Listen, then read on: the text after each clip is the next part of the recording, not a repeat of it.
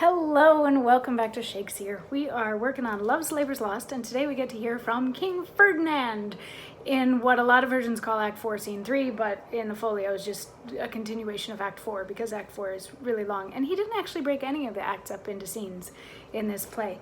But anyway, so Act 4 has been full of hunting some deer and lots of sexual innuendo, and yesterday we had Baron having a moment to himself on the stage where he comes in and he's lamenting the fact that he's in love and coming to terms with the fact that he's in love with Rosalind, and she supposedly has one of his sonnets, though side note, the letter that he wrote to Rosalind ended up in Jaconetta's hand, and Jaconetta and Costard are now on their way to bring it to the king, and the letter that Armado wrote to Jaconetta ended up in Rosalind's or in the Princess of France's hands, and Rosalind heard it too. So these letters are in the wrong places, but Baron is under the impression that his letter has made it to his intended, which it has not.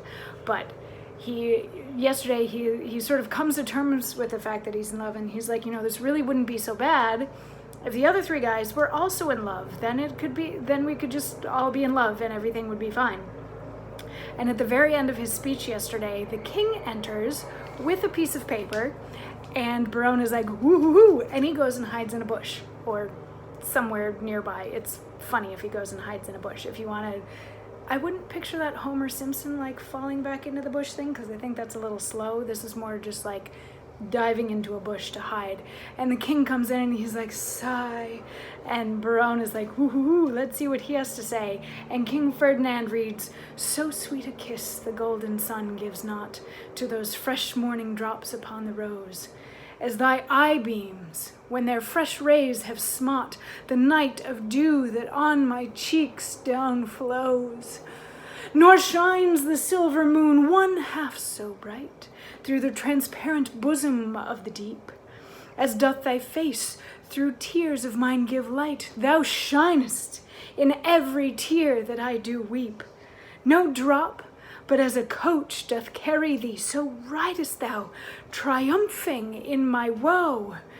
Do but behold the tears that swell in me, and they thy glory through my grief will show. But do not love thyself, then thou wilt keep my tears for glasses, and still make me weep. O Queen of Queens, how far dost thou excel? No thought can think, nor tongue of mortal tell. How shall she know my griefs? I'll drop the paper. Sweet leaves shade folly. Who is he comes here? What, Longueville? And reading? Listen, ear. And he jumps into a bush too.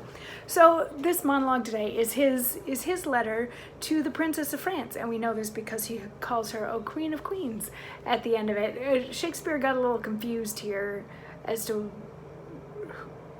the princess's actual stature at any given point in the play. But anyway, so yeah, this is King Ferdinand reading aloud this elaborate letter that he's so in love with her that he just weeps all the time, and she's so beautiful, and there is a little element of like she's so great but she doesn't know it, and if she knew it then she wouldn't be so great to it, whatever.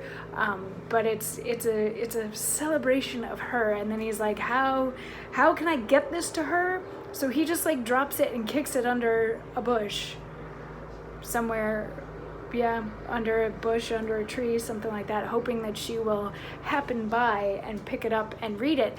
And then we see Longueville enter, and he also has a piece of paper that he's reading. So the king jumps into another bush. So now we're getting all sorts of farcical and silly, and we've got Baron hiding in one bush, we've got the king hiding in another bush, we've got Longueville comes in, and he is sighing deeply because he's also in love and has to write a letter. And meanwhile, the king is like, ooh, hoo, hoo, I'll get him. And Baron is like, bam, I got two of you. But of course, they haven't let themselves be known by anybody yet. So the king doesn't know that Baron is there, and Longueville doesn't know that either the king or Baron is there.